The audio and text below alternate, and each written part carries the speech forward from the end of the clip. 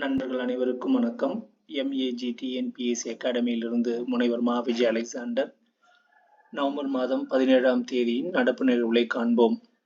மக்களுக்கான எண்ம அடையாளத்தை அறிமுகப்படுத்தியதில் 20 லட்சம் மக்கள் தொகையை கொண்ட எஸ்டோனியா முதல் நாடு என்றபோதும் 140 கோடி மக்கள் தொகையை கொண்ட இந்தியா அனைவருக்கும் எண்ம அடையாளத்தை அளித்து எண்ம தொழில்நுட்ப பயன்பாட்டின் முன்னணி நாடாக திகழ்கிறது.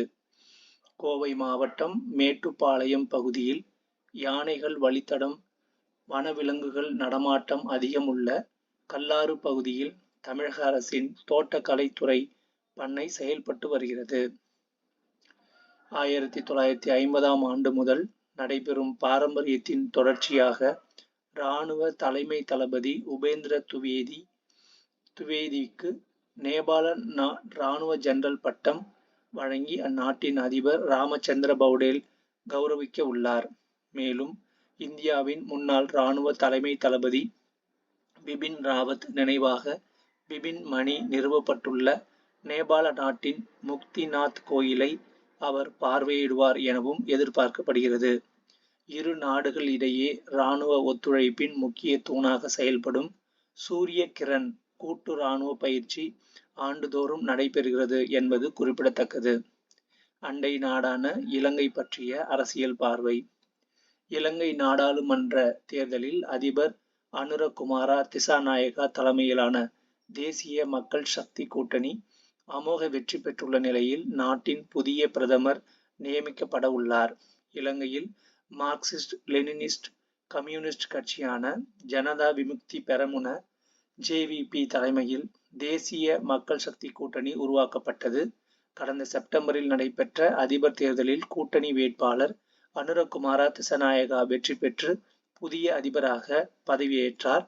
இலங்கை நாடாளுமன்றத்தின் பதவி காலம் நிறைவடைய மேலும் 11 மாதங்கள் இருந்தபோதும் புதிய அதிபர் அனுரகுமார திசாநாயகா நாடாளுமன்றத்தை கலைத்து உத்தரவிட்டார்.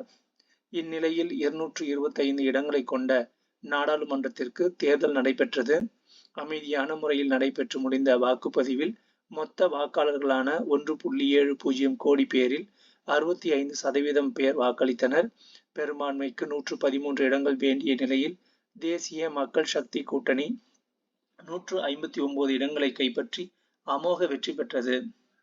இலங்கை வரலாற்றில் முதல் முறையாக இத்தேர்தலில் பதிவான மொத்த வாக்குகளில் தேசிய மக்கள் சக்தி கூட்டணிக்கு அதிகபட்சமாக சுமார் 62% வாக்குகள் கிடைத்துள்ளன. இலங்கை அரசமைப்பு சட்டத்தின் 46வது சட்டப்பிரிவின்படி கேபினட் அமைப்புகள் அமைச்சர்களாக 30 பேர் வரை நியமிக்கலாம். இணை அமைச்சர்களுடன் கூடிய அமைச்சரவையில் மொத்தம் பலம் 40க்கு மேல் இருக்கலாம் என்பது குறிப்பிடத்தக்கது. பிரதமர் மோடி நைஜீரியா, பிரேசில், கயானா ஆகிய 3 நாடுகளுக்கான 6 நாட்கள் அரசுமுறை பயணத்தின் முதல் கட்டமாக நைஜீரியாவுக்கு புறப்பட்டு சென்றார். பிரேசில் ரியோ டி ஜெனிரோவில் நடைபெறும் G20 நாடுகள் கூட்டமைப்பின் வருடாந்திர உச்சி மாநாட்டில் பிரதமர் பங்கேற்க உள்ளார்.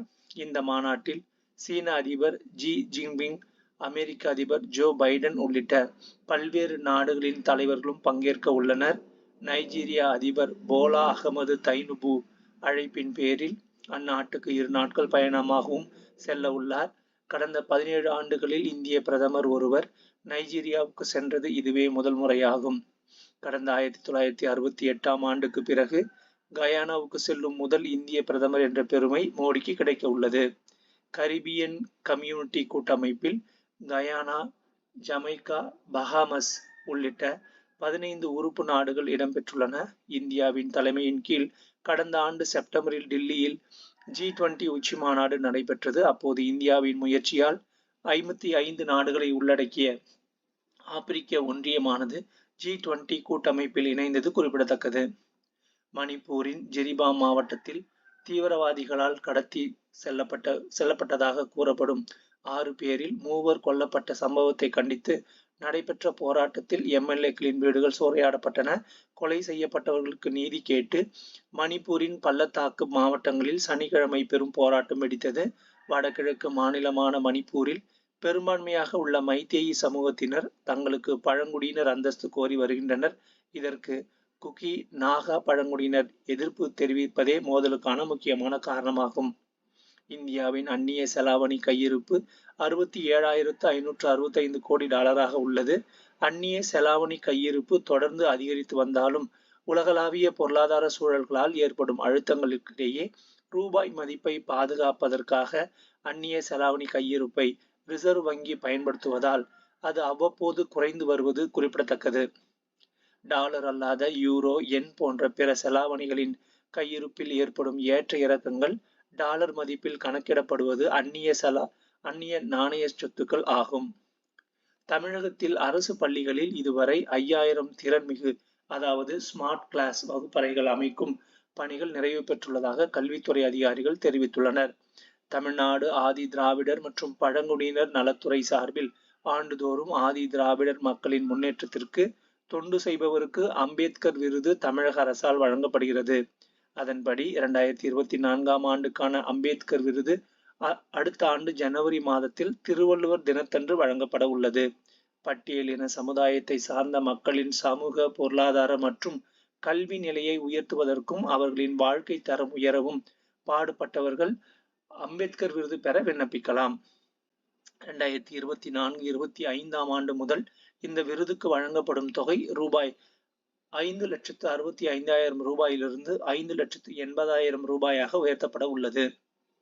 ரூபாய் 84 கோடி மதிப்புள்ள 1440 பழங்கால பொருட்களை இந்தியாவிற்கு திருப்பித் தர முடிவெடுத்துள்ளதாக அமெரிக்கா தெரிவித்துள்ளது. ஹாக்கி இந்தியா சார்பில் நடைபெற்ற தேசிய ஆடவர் சாம்பியன்ஷிப் போட்டியில் முதல் முறையாக ஒடிசா அணி பட்டத்தை கைப்பற்றியது. 58 வயதான மைக் டைசனும் 27 வயதான ஜேக் பாலும் ஹெவி வெயிட் குத்துச்சண்டை சாம்பியன்ஷிப் போட்டியில் பங்கேற்றனர். இந்த போட்டியில் ஜேக் பால் வென்றதாக அறிவிக்கப்பட்டது. இந்தியாவில் பல்கலைக்கழகங்களின் எண்ணிக்கையை 2 மடங்காக 2500ஆக உயர்த்துவது அவசியம் என்று நிதி ஆயோக் தலைவர் PVR சுப்பிரமணியன் வலியுறுத்தினார். அப்போதுதான் குறைந்தபட்சம் 50% மாணவர்களுக்கு கல்லூரியில் சேரும் வாய்ப்பு கிடைக்கும் என்றும் அவர் குறிப்பிட்டார். நாடு முழுவதும் 1200 பல்கலைக்கழகங்கள் தற்போது உள்ளன. இதில் 4 கோடிக்கும் அதிகமான மாணவ மாணவிகள் படித்து வருகின்றனர். ஆனால் இந்த எண்ணிக்கை என்பது கல்லூரி சேர்க்கை பெறுவதற்கான வயதுடைய இளைஞர்கள் எண்ணிக்கையில் 29% மட்டுமே ஆகும். குறைந்தபட்சம் 50% மாணவிகளை கல்லூரியில் சேர்க்கை பெற வாய்ப்பு அளிப்பது அவசியம். இதற்கு பல்கலைக்கழகங்களில் எண்ணிக்கையை 2 மடங்காக 2500 என்ற அளவிற்கு உயர்த்துவது மிக அவசியம் ஆகும். நன்றி.